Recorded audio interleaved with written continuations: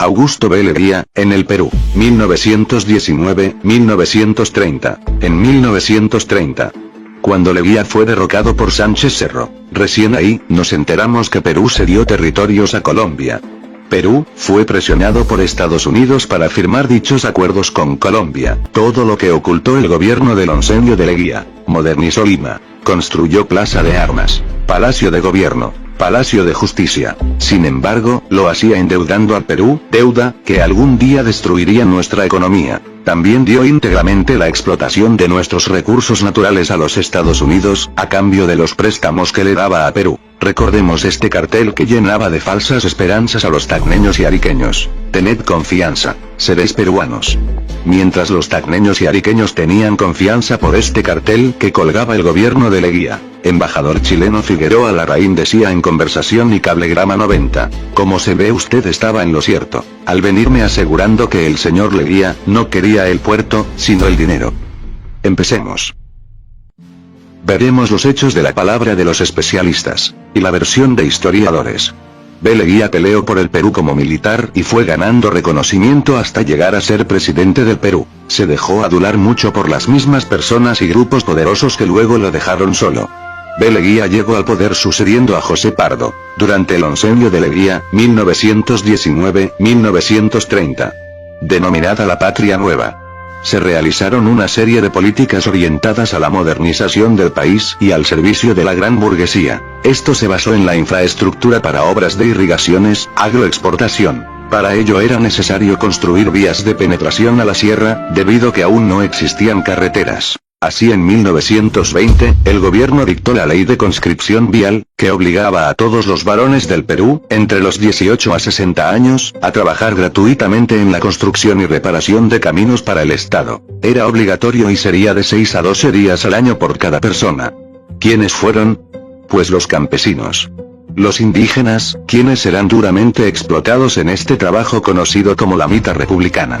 Leguía daba beneficios a las masas populares para calmar las protestas, pero no para cambiar su realidad. Era un gobierno populista. Construyó y modernizó Lima, para atraer la inversión extranjera. Construyó la avenida Arequipa, Brasil, Venezuela, Palacio de Gobierno, Palacio de Justicia, Plaza San Martín, hoteles como el Bolívar. Trajo los primeros autos, sin embargo, la realidad era que lo hacía endeudando y sometiendo al Perú, a los préstamos de Estados Unidos. Pedía 15.000 millones, y lo gastaba en un mes. Los norteamericanos preocupados, enviaron a Cumberland, quien le planteó a Leguía que si quiere más préstamos, debe cumplir unos requisitos. Norteamérica pedía que Perú le entregue las aduanas como garantía de pago. Además debía crear un banco para regular la moneda peruana. Y lo llamaron BCR. Todo esto por exigencia de Norteamérica, quien impuso a Cumberland tener un cargo en el Banco Central de Reserva peruano. B. Leguía también impuso a su primo como presidente del BCR, Eulogio Romero Salcedo, y a 80 familiares más en cargos distintos. Con un plan económico a la medida de sus intereses. Tanto era la mala gestión que hasta Cumberland quería renunciar, y entraría posteriormente en 1931 a la misión Kemmerer.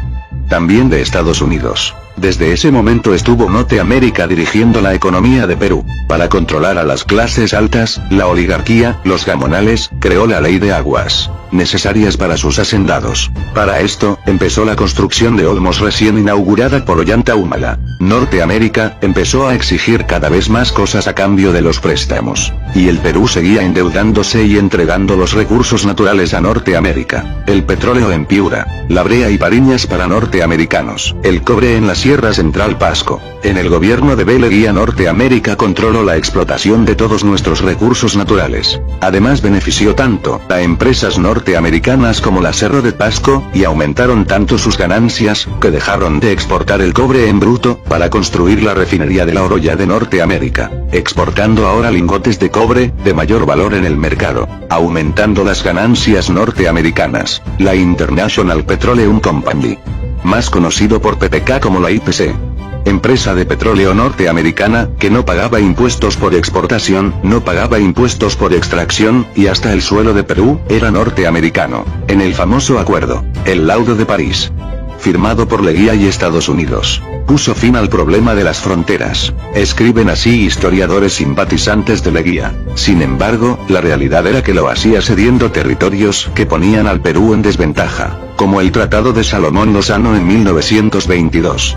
Tratado acordado en secreto por los ministros de Relaciones Exteriores de Perú y Colombia, Alberto Salomón y Fabio Lozano respectivamente, ratificado en 1927 y mantenido oculto hasta 1928, desde el río Caquetá, al río Putumayo y el trapecio amazónico, que eran de Perú, ahora serían de Colombia por imposición de Estados Unidos. Ya que Estados Unidos quería compensar a Colombia, por el Tratado Urrutia-Thompson, donde Colombia perdía su provincia de Panamá, donde Estados Unidos pagó una indemnización a Colombia por $25 millones.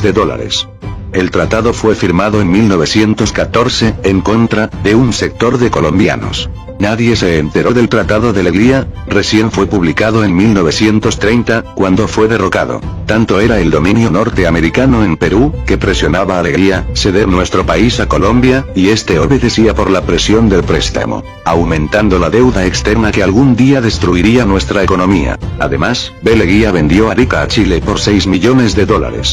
El tratado fue firmado en Lima el 3 de junio de 1929 por Rada y Gamio Figueroa Larraín. Mutiló el territorio peruano en vergonzosa transacción. Escuchen la increíble propuesta del presidente Leguía al embajador chileno Emiliano Figueroa formulada durante las conversaciones sobre la entrega de Arica a Chile, te sorprenderán. Le propongo en definitiva lo siguiente: la entrega por parte de Chile de 6 millones en vez de 2. El New York Times informó el 4 de junio de 1929 sobre la venta de Arica a chileno por $6 millones. Ningún país lo pudo creer. En el gobierno de Leguía, la oligarquía peruana y grupos poderosos de aquella época con su falta de preocupación por el trabajador peruano, trajeron como consecuencia la formación del socialismo, cuyo líder fue Lamauta Mariátegui, y también dio lugar a la creación de la CGTP, que fue fundada el 17 de mayo de 1929. Exilió a varios líderes de otros movimientos políticos opositores, como José Carlos Mariátegui y Víctor Raúl Haya de la Torre a México. Finalmente las protestas contra el gobierno de Leguía venían de todos los lados. Cuando Estados Unidos quebró su economía por el Jueves Negro, la famosa crisis económica, el crack de 1929, en Perú también quebró su economía, por su dependencia económica. Las exportaciones de materias primas cesaron. Los préstamos de Estados Unidos cesaron. En el gobierno de Leguía hubo corrupción, la lista de acusaciones es extensa referida a empréstitos nacionales, licencias para el juego de envite, el comercio del opio. El Perú sería testigo de las barridas policíacas periódicas de fumaderos.